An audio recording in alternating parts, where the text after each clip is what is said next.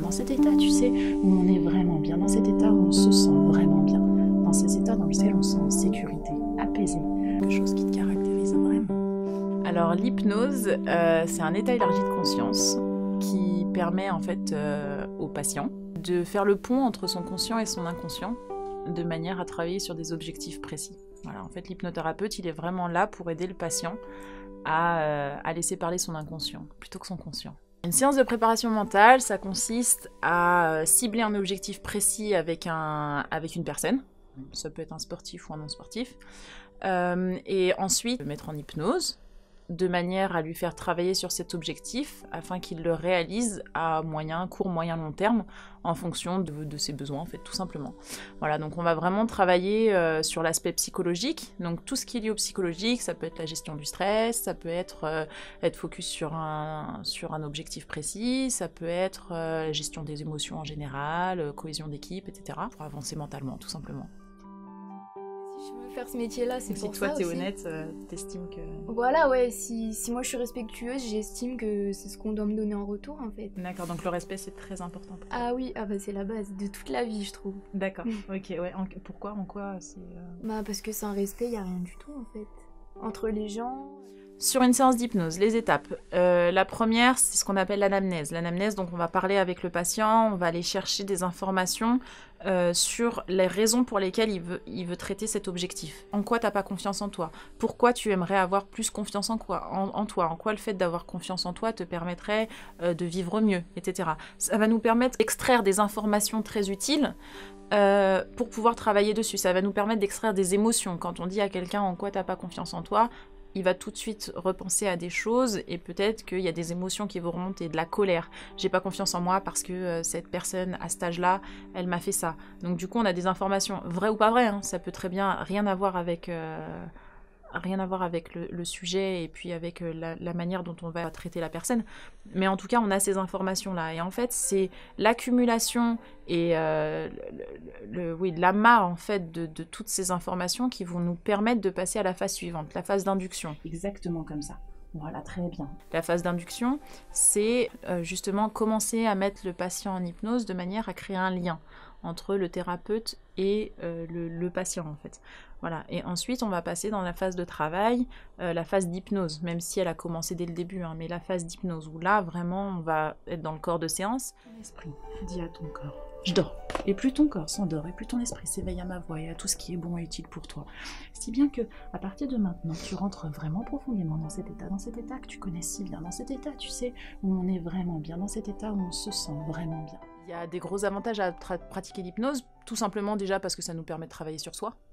Ça nous permet de prendre conscience de qui on est et pourquoi on agit comme ça. Parce qu'en réalité, tous les comportements qu'on a dans la vie de tous les jours sont liés à nos expériences, à notre vécu, à la manière dont on a été façonné en fait. Et tout ça, c'est lié vraiment au mental et au psychologique. Et quand on comprend comment on fonctionne, alors on peut avancer parce qu'on peut agir sur ce comportement. Mais quand on ne le sait pas, quand on n'a pas conscience de ça, bah, finalement, on avance un peu à l'aveugle en fait.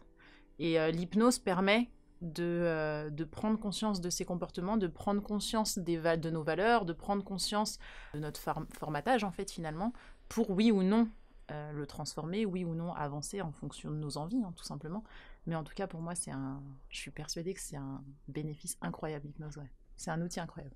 Quand on voit aujourd'hui et quand on s'aperçoit aujourd'hui des difficultés qu'ont les gens à avancer dans la vie simplement parce que une raison particulière psychologique qui fait qu'ils n'arrivent pas à avancer, ils ne savent pas forcément pourquoi, juste un blocage en fait, qui ferait que si on arrivait à le débloquer, lui permettrait d'avancer, lui permettrait de réaliser ses objectifs, ses rêves et sa vie en général. Mais on se rend compte à quel point le mental est important en fait. Donc ouais, je suis absolument convaincue de ça. Ouais. Pour entrer 2 fois plus profondément dans cet état. Et encore 2 fois plus profondément dans cet état. Parce que parfois en hypnose c'est une séance quoi. Une séance c'est certain, alors pas tout le temps, mais souvent en hypnose une séance et le problème est réglé quoi. Et des grosses problématiques parfois. Si je reprends la cigarette, arrêter de fumer, des fois en une séance c'est réglé. Moi j'ai eu l'occasion de traiter des phobies, en une séance c'était réglé. Voilà, j'ai traité des patients pour une patiente notamment à laquelle je pense en ce moment qui avait peur de monter sur un vélo en fait. Mais c'était pas la peur de monter sur le vélo en fait, c'est pourquoi en fait elle avait peur de monter sur ce vélo qui était intéressant. c'était lié à son enfance parce qu'il s'est passé quelque chose à ce moment-là précisément. On a été chercher ça, on a été traiter ça. Et le lendemain matin, elle m'a envoyé un message en me disant mais merci Rim, enfin, tu m'as sauvé la vie. Mais en fait non, c'est pas moi, c'est elle qui a fait le travail. Mais en une séance, c'était réglé, ouais. En une séance, c'était réglé. Alors voilà, t'es dans cette bulle et puis tu regardes autour de toi et puis finalement, tu te rends compte que c'est une bulle qui est absolument incroyable. Parce que cette bulle te permet simplement de voir le bon. Le bon chez tout le monde. Et même le bon chez toi, en fait. Moi, j'ai toujours été passionnée par les neurosciences. C'est quelque chose qui m'a toujours intéressée, et encore plus suite à mon traumatisme crânien. Quand j'ai été blessée, donc j'avais des migraines à répétition et je comprenais pas pourquoi en fait. Et je me demandais ce qui se passait dans mon cerveau, et c'est vrai que quand on demande aux neurochirurgiens, aux neurologues en général, ils nous expliquent sans vraiment approfondir. Donc j'ai commencé à chercher de moi-même, j'ai vraiment voulu comprendre ce qui se passait. J'ai commencé à me renseigner sur l'hypnose, sur ses bienfaits, sur les intérêts, etc. Et petit à petit, j'en suis venue à devenir hypnothérapeute. Voilà. Moi, alors tout le monde sera pas d'accord avec ce que je vais dire, certainement, mais pour moi, le psychologique, le mental, c'est 70% d'une performance sportive, par exemple. Certains diront 60, d'autres diront 50. Moi, je suis persuadée que c'est 70% des performances sportives.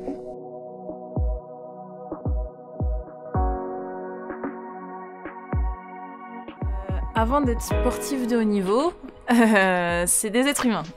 Je le dis en tant que sportif de haut niveau. On a tous... Alors, les sportifs de haut niveau sont très contrôlants. C'est-à-dire qu'ils ont du mal à lâcher prise, en général. Ils accumulent, et finalement, ils développent des malaises, des mal-être, à cause de cette accumulation de stress, d'angoisse, parce que peur de l'échec, peur du regard de l'autre, peur du manque de performance, etc., etc. Ça, c'est vraiment un constat qui est fait pour la majorité des sportifs de haut niveau. Moi y compris, hein. Quand je suis en compétition, comme tout le monde, on a tous stressé à un moment donné, on a tous eu un objectif à atteindre qu'on voulait absolument atteindre, et donc on se met la pression, en fait. Et si on n'a pas cette capacité justement à se dissocier un petit peu, à être vraiment dans le lâcher prise, c'est compliqué. C'est pour ça que notamment il y a beaucoup de personnes qui ne percent pas en haut niveau, tout simplement parce qu'elles n'arrivent pas à gérer leurs émotions, par exemple. Donc ça, c'est vraiment un travail de fond à faire avec les sportifs. Apprendre à gérer leurs émotions, apprendre à gérer le stress. Après, en fonction des catégories de sportifs, sport individuel, sport collectif, on va travailler sur des problématiques, des objectifs différents.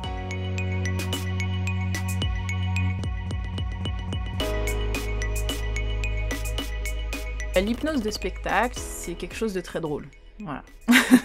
Mais c'est en aucun cas thérapeutique.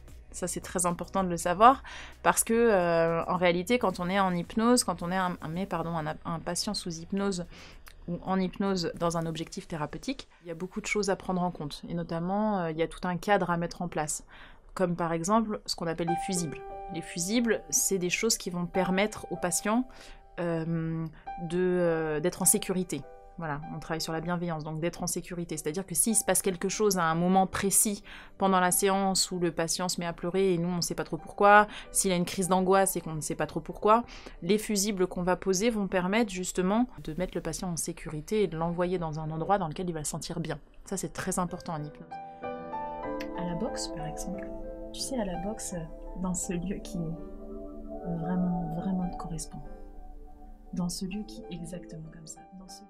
Ce n'est pas l'hypnopraticien ou l'hypnothérapeute qui transforme la personne. L'hypnothérapeute va vraiment être là pour permettre au patient de faire le pont entre le conscient et l'inconscient. Ensuite, la personne qui travaille, c'est le patient. C'est pas l'hypnothérapeute. C'est-à-dire que à partir du moment où l'hypnothérapeute a mis la personne en hypnose, si la personne ne veut pas travailler sur soi, alors ça ne fonctionnera pas. Voilà. L'hypnothérapeute, il va vraiment juste éveiller des axes précis. Il va lui permettre, par exemple, de se souvenir de quelque chose en faisant une régression, ou alors il va lui permettre de faire de la visualisation pour avancer sur tel ou tel objectif, mais en aucun cas, c'est l'hypnothérapeute qui transforme le patient. Il est juste là pour le guider, en fait. Il est là pour le guider, et ensuite, c'est oui ou non le patient qui accepte d'agir et d'aller jusqu'au bout, quoi. En hypnose, on va pas aller On va pas parler de toute la vie du patient de manière à ce que il se sente mieux ou etc. Non, ça c'est pas forcément ce qui nous intéresse. Ce qui intéresse en hypnose, c'est les émotions en fait. Et on va travailler sur les émotions. À partir du moment où on se rend compte qu'une émotion a émergé, on se rend compte qu'une émotion est bien présente, que ce soit de la tristesse, que ce soit de la colère. On va aller chercher cette émotion, on va aller comprendre d'où vient cette émotion en fait. Et on va travailler sur l'émotion directement. C'est ça qui est intéressant en hypnose en fait. On laisse pas l'émotion partir. Non, on l'attrape et on travaille dessus précisément. 1. Tu avances sur la première marche. 2. De mieux en mieux. 3. Parce que tu sais exactement ce qui est bon et utile pour toi. Et ton inconscient ne retiendra de cette séance que ce qui te permettra d'avancer vers le chemin de la réussite et l'atteinte de tes objectifs.